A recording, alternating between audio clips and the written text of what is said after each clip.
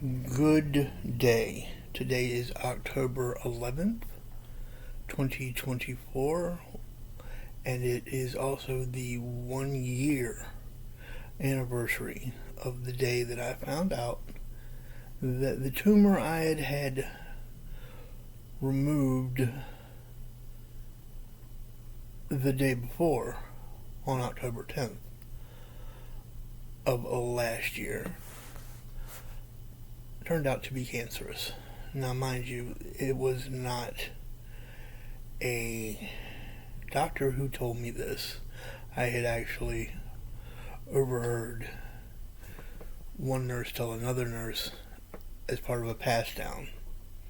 So you can imagine my shock, I'm sure, to hear that it was a cancerous tumor that they had removed, when I had just simply gone in because I had been having some issues relieving myself, to put it politely. And in the course of this last year, it's been quite a journey. I've undergone the removal of the tumor, the subsequent eternity of hell known as chemotherapy, and the trouble that I've had with that, the fatigue, the not wanting to eat, the extreme water weight gain from the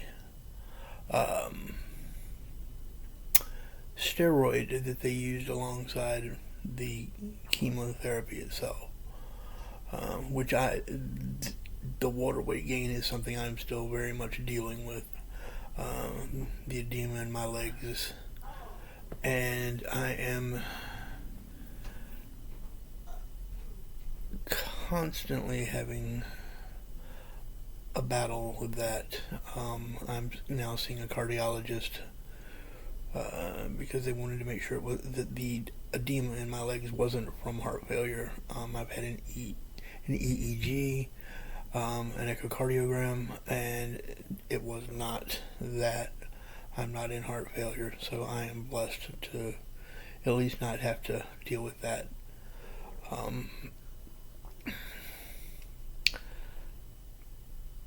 It's just been a real roller coaster, to be honest. Now, there have been some bright spots. Mrs. Mutt and I were married on Father's Day this year, June 16th, and she has been an absolute godsend as far as helping me take care of me, basically. So there is, there have been bright points. I do still occasionally struggle with not feeling quite myself and not being able to do as much as I was able to do before. That's slowly coming back, but it's an arduous and long process. But hopefully I will get there. So yeah, that's pretty much been the course of the last year. Like I said, the chemo was probably the absolute worst of it. The constantly just being tired, the not having an appetite, but still ballooning up, blowing up like a balloon, was very frustrating. The fact that I still have the colostomy bag, even though I'm done with the chemo, now the surgeon that put that in wants me to lose an additional 100 pounds before he does the surgery. So I'm struggling with that. I've probably seen more doctors in the last year than I have in the 53 years previous to this past year. And that's saying something, considering I also have hydrocephalus and was seeing a doctor every year for that. So, the long story short is, even though this has been a very frustrating year and a very trying year, I do hold on to the bright spots, the times that I've been able to hang out with my kids, the obvious marriage to Mrs. Mutt. We had to postpone the honeymoon, but we are talking about taking a trip up to Williamsburg, and spending a weekend up there at some point. So there is that as well. And I do appreciate those who have checked in on me and have called or shot me a message on one of my videos down in the comments. You know who you are, and you are appreciated very much, those of you who have done those things. So yeah, that's really been it.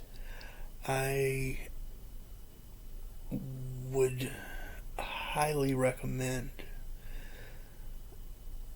and this is sounding like a PSA, I understand that, but please, go and have your colon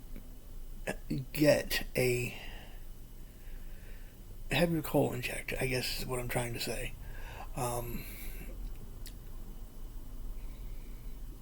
Colon health is very important. It can lead to many, many, many things. Not just cancer, but it can also lead to problems with diverticulitis and other things as well. Again, not a doctor, but I am someone who has, and I'm not giving medical advice, I'm just giving a suggestion, I guess you could say.